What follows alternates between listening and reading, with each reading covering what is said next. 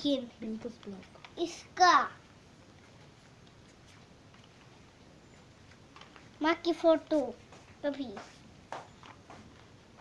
कभी फैला नहीं देती है यार में बहुत बड़ी है।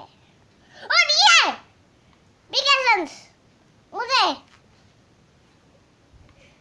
करो तो मुझे कोई आपके घर में कोई दुश्मन है तो मुझे फोन कर लेना, मैं जल्दी आके आप लोगों को